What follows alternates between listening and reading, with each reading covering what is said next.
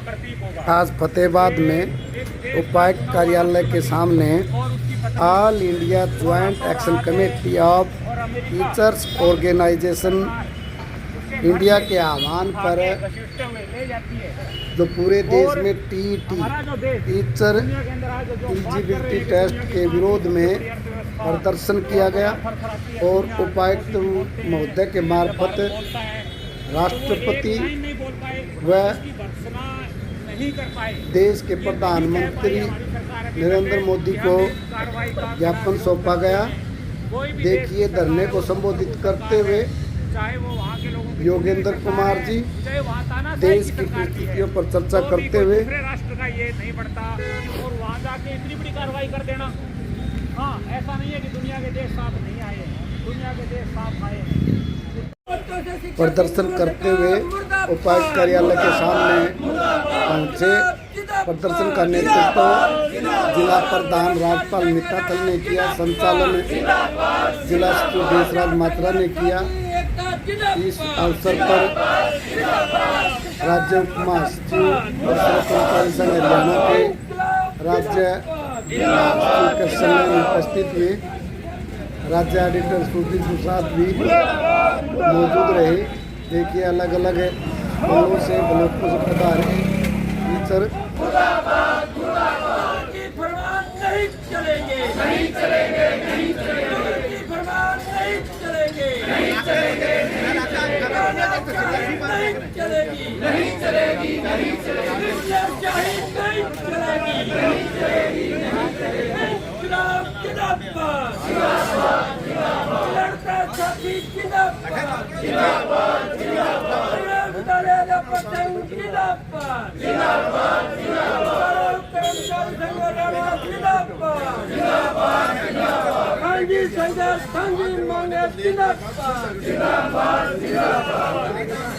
उपायुक्त महोदय ने होने के कारण तहसीलदार महोदय को ज्ञापन दिया गया।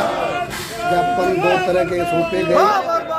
एक ट्रांसफर पॉलिसी को लेकर के शीघ्र स्थानांतरण किए जाएं और 15 साल की पॉलिसी है उसको हटाया जाए और टीटी की जो टेट की जो परीक्षा अध्यापकों पर थोपी जा रही है, इसके विरोध में राष्ट्रपति के नाम ज्ञापन सौंपा गया। 2010 उसमें प्राथमिक संघ भी आया, दूसरे संगठन भी आए, इवन के कॉलेज वाले भी आए। वहाँ एक ज्वाइंट बन गया, पर अभी वो ज्वाइंट नीचे आने में ना रीस के तो बहुत कुछ इधर उधर गायब हो जाता है, पूरी भावना नहीं आती है। फैसला क्या है उसको एक बार समझना चाहिए हमें। जो आरटी बना था 2009 में, उसी में एनसीटी को एक अधिकार दिया था कि टीचर की योग्यता को दोबारा डिफाइन किया जाए लगने के लिए, क्वालिफिकेशन। उसने वो क्वालिफिकेशन में बाकी चीजों के साथ टेट की शर्त डिफाइन कर दी। भाई, भविष्य में जो टीचर लगेगा उसको टीचर एलिजिबिलिटी टेस्ट भी देना पड़ेगा। वो आपकी जेबीटी, बीएड, वो तो पहले वाली थी 10वीं 12वीं जो शर्तें हैं वो अलग है, इंटरव्यू जो है वो अलग है। टेट की भी एक शर्त लगा दी और ये 10 से जब उसने वो नियम बनाए, 9 में तो बना था, उसके बाद जब प्रोसीडिंग जारी हुई तो 10 के बाद ये नियम लागू हो गया। अब उसके बाद सब जितनी भर्तियां हुई हैं उसमें टेट एक शर्त है। उस शर्त को टेट के नियमों में नहीं लिखा उस तरह से, वो कहीं नहीं कहते कि पुराणों को टेट देना है, लेकिन कोर्ट के रास्ते से सरकार ने, मतलब उनका एक लक्ष्य है, साम दाम दंड भेद। पुराने पक्के ठीक तनख्वाह लेने वाले कर्मचारी टीचरों को नहीं रखना। अब उसके लिए 50-55 उम्र की शर्त ले आओ, टेट ले आओ। अलग अलग विभागों में विभागीय परीक्षाएं हो रही हैं। परसों के अखबार में था, मैकेनिकल के पेपर का रिजल्ट आया था, 23% पास है। मैकेनिकल वालों का पेपर लिया, बिल्डिंग सर्विस वालों का 23% पास है और 77% फेल है। अब एक बहाना बन गया ना, क्योंकि हमारी शिक्षा नीति में और सर्विस रूल्स में अब एक चीज लिखी हुई है कि आपकी सेटिस्फैक्ट्री सर्विस या उसके आधार पे आपको आगे प्रमोशन, एनुअल इंक्रीमेंट या वो चीजें दी जाएंगी। ये उनको रोकने के जरिए है अलग अलग से।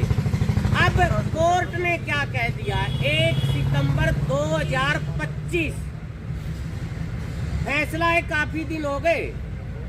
उसने ये कह दिया कि जो कभी भी लगा हो चाहे उसको टेट क्लियर करना पड़ेगा। अगर वो टेट क्लियर नहीं करता तो 2 साल के अंदर 1 सितंबर 2027 अपने आप को घर समझे। साफ वर्डिंग है, उसने कोई लाग लपेट नहीं कर रखी। वो नौकरी से हटा दिया जाएगा, वो घर बैठेगा। तो जो 10 से पहले के लोग हैं, जो आधे से ज्यादा लोग हैं, उनको घर बिठाने का लेटर और उसके विरोध में आज ये धरना था। अब फतेहाबाद में कितने टीचर होंगे भाई 10 से पहले के? और हरियाणा की पोजीशन सबसे अलग है। बाकी देश में ये मौलिक शिक्षा पे लागू है, 1 से 8 लागू है, पर हरियाणा में टेट 1 से 12 लागू है और सेंटर से भी पहले का लागू है। इन्होंने 2-4 महीने एनसीटी के नियमों से भी पहले लागू कर दिया था हरियाणा में। तो हरियाणा में तो पहली क्लास से 12वीं तक के सारे टीचर इसकी जद में है।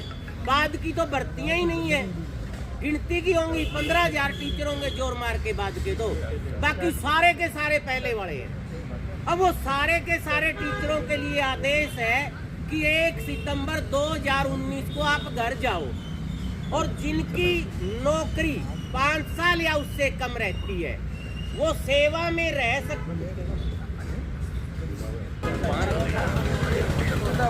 साथी और आए हुए सभी बहन और भाई, आप सभी को पहले नमस्कार। हम सभी यहाँ पर इकट्ठे हमेशा होते हैं और होते वही हैं जो हमेशा आते हैं। हम कोशिश ये करें, हम बारी बारी यही बात एक दूसरे से कहते ज़रूर हैं, लेकिन स्कूलों में जाकर हम स्वयं ही इस चीज़ को भूल जाते हैं कि हमें सिर्फ व्हाट्सएप पे नहीं छोड़ना मैसेज, उसके अलावा उनके अंदर ये विश्वास जगाना होगा कि उनकी भी यहाँ पर आने की ज़रूरत है। केवल हम वो अगर हम कह भी देते हैं उनको चलना है तो ये कहते हैं आप जा रहे हैं ना, हम आपको भेज रहे हैं यहाँ से स्कूल से, या आप जा रहे हो हमारे बासिंदे बनकर।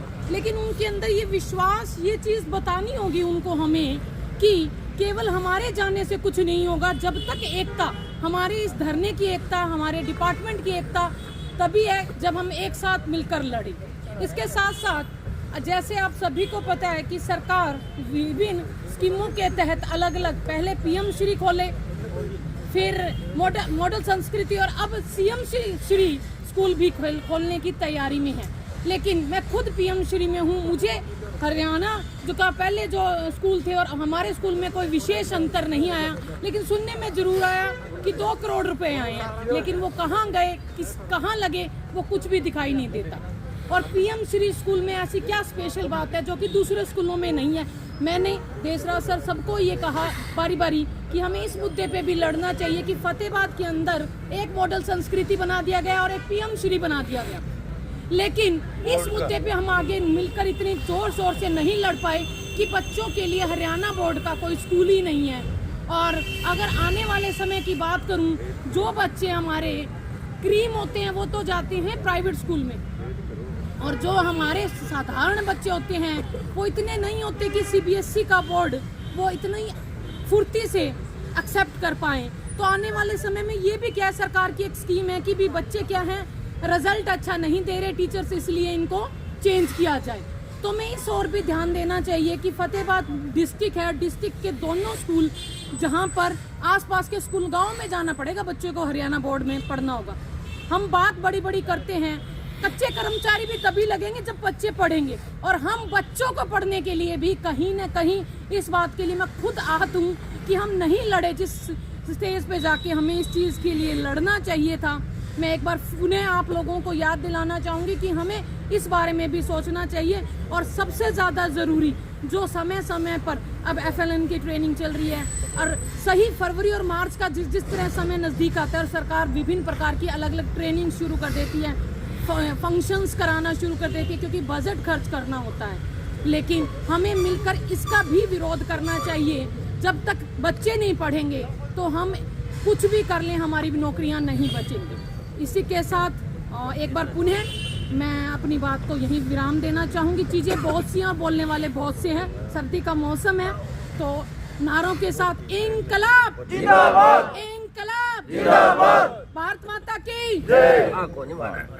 कोई बात नहीं, भारत माता 90% सेंट्रल गवर्नमेंट ग्रांट दे रही थी, तो भी 100 दिन रोजगार नहीं मिल रहा था उन बच्चों, उन माँ बाप को जिनके बच्चे हमारे पास पढ़ते हैं।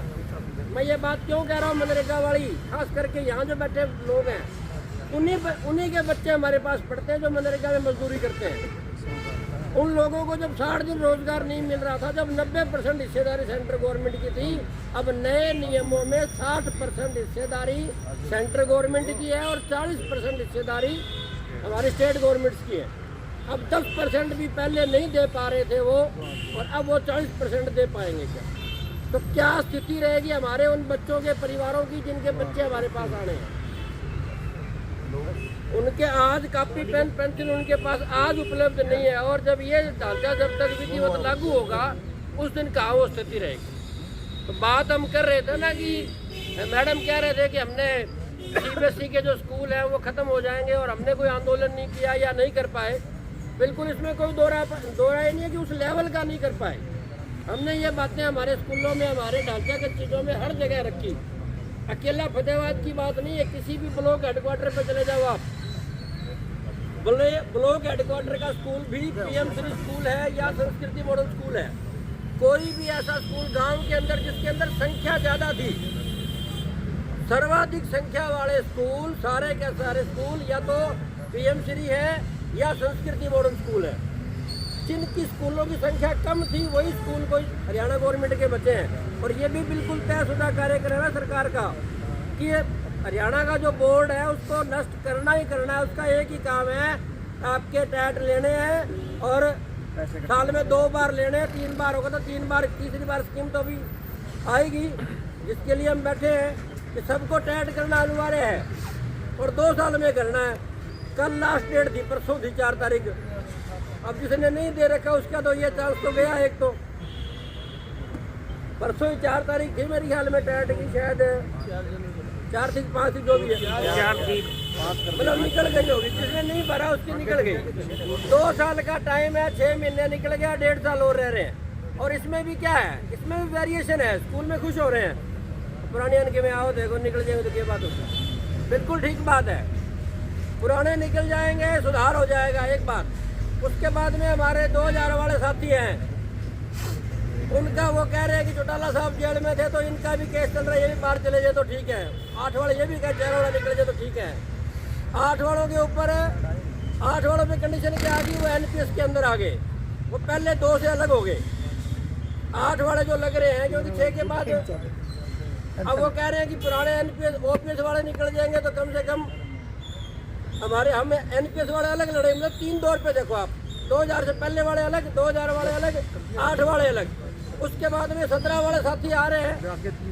इन साथियों की अलग ही पॉलिसी है कि अब ये जो ढांचा है ना टैट, हम तो बहुत लंबी लड़ाई लड़के हमने ये नौकरियां हासिल की हैं।